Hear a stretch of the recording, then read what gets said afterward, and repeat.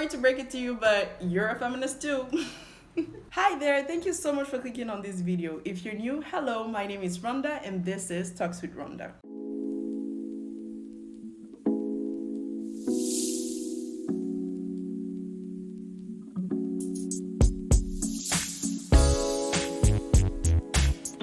Today I want to talk about feminism. As an African feminist, there's a lot of comments and criticism that I receive on a daily basis, coming from friends, family members, and even total strangers. If you can relate to this or if you're just curious, stick around as I break it down.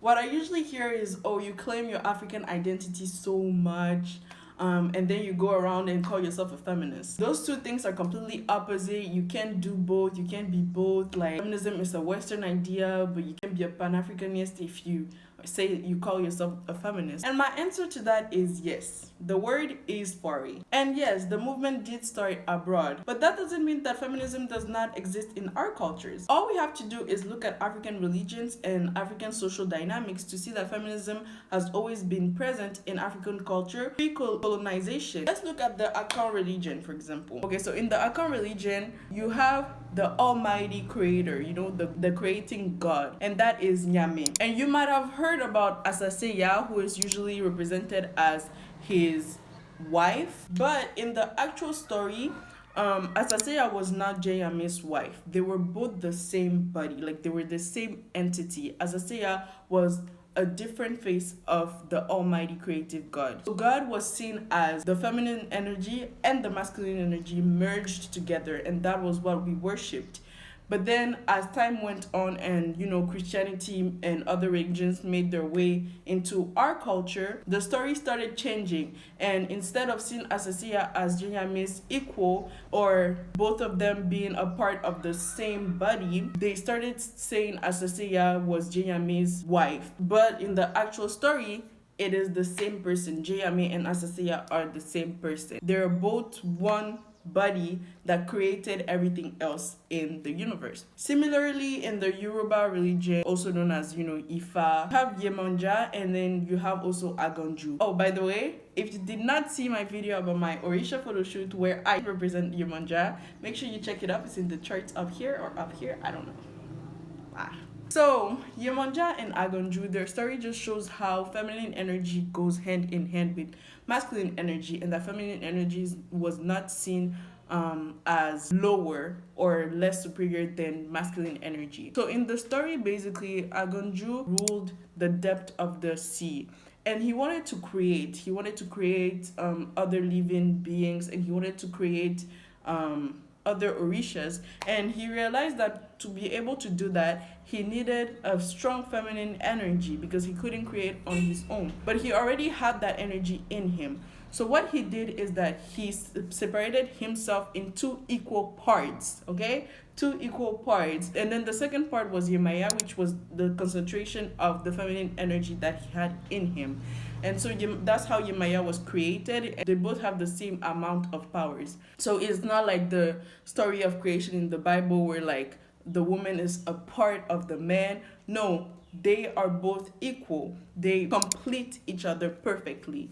Nobody was a smaller part of somebody else. That's just not how it is. I don't know if what I'm saying is making sense right now. I'm trying to explain it at the best of my abilities. So yeah, that shows how also in the Yoruba religions, women were seen as equal to men. Then you have in the Fon or Vodou religions, Maulisa, who people commonly call Mau now in reference to God. So Maulisa is also the almighty creator. Mau is the feminine energy, and she is represented by the moon, while Lisa is the masculine energy and is represented by the sun. And both of them come together as Maulisa and form, the almighty creator God that is worshipped in the Vodou religion.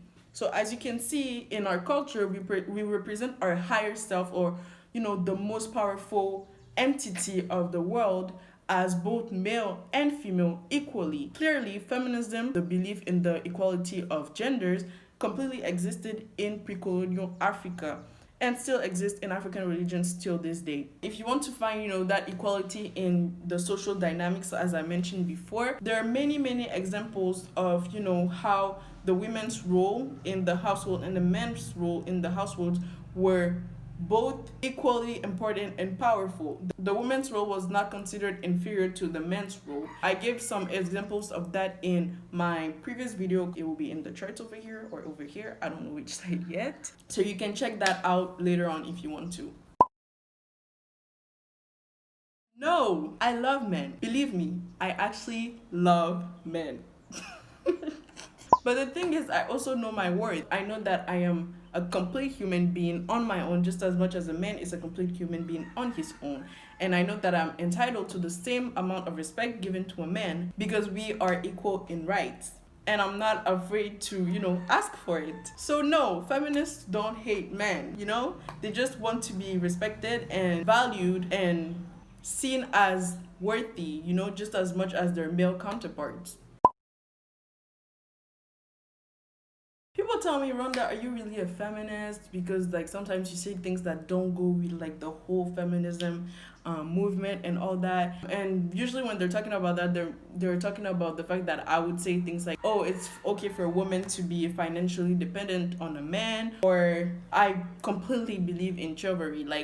I always praise it, when a man opens a door for a woman or gives up his seat for a woman and things like that. I always appreciate that. And people are like, oh, well, if you're saying that, then you're not a feminist. But here's the thing. These things are just extra stuff. Feminism at its core is the belief in the social, political, and economic equality of the sexes. Feminist, a person who believes in the social, political, and economic equality of the sexes. So socially, a woman is allowed to aspire to a higher status like men do. Women are politically allowed to have a voice and, decide how they're led just as much as men are. And when it comes to the economic aspect of it, equal pay. If I'm working as much as a man, I should be paid as much as a man. That is all that feminism is. If you believe in those things, sorry to break it to you, but you're a feminist too. So I am a feminist because I believe in that. Whether I believe in chivalry or in all those things or not, those are my personal preferences and doesn't really have anything to do with the actual core definition of feminism. Okay, so let's get a little deeper here. I think that in those three aspects that I mentioned before, yes, feminism is about equality. But I also believe that a lot of the aspects of feminism is about equity more than it is about equality. Let's take the physique, for example, the actual body. I think men and women are both equally powerful when it comes to what they can do with their body. For example, men can perform some physical activities better than women because they have a different level or a different kind of physical strength than women. And women also have their own physical strength in the sense that they can literally birth a human being.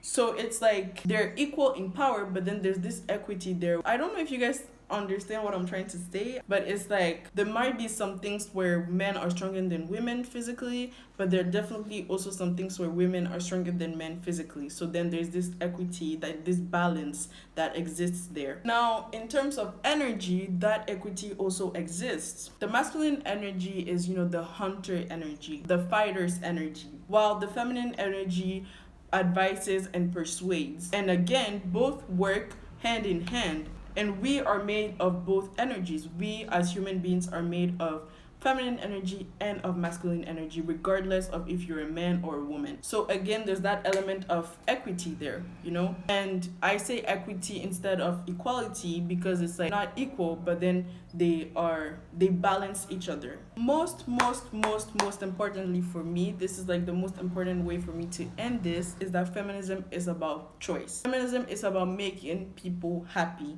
and letting people giving people the freedom to choose what they want to do, whether they're male or female. So if you want to be a housewife, you have the choice to be a housewife. If you want to be the next president of Ghana, you have that choice. Nobody's gonna tell you you're a woman, so you're not allowed to do that. You should be a housewife. Or, oh, why do you want to be a housewife? You should aspire to more. You get to choose. If you want to be a girly, feminine, type of woman, you are allowed to do that. Or if you choose not to shave or, to cut your hair off and all that stuff, you can do that too. And everybody is happy.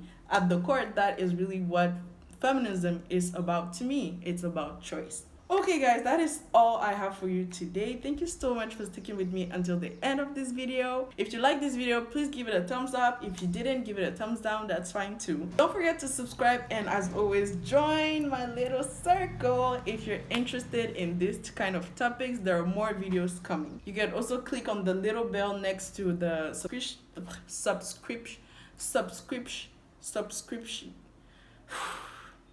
You can also click on the little bell next to the subscription button down below to get notified each time I post a video. Thank you so much for your support. It really means a lot to me. Keep feeling and flowing, and I will see you next time on Talks with Rhonda.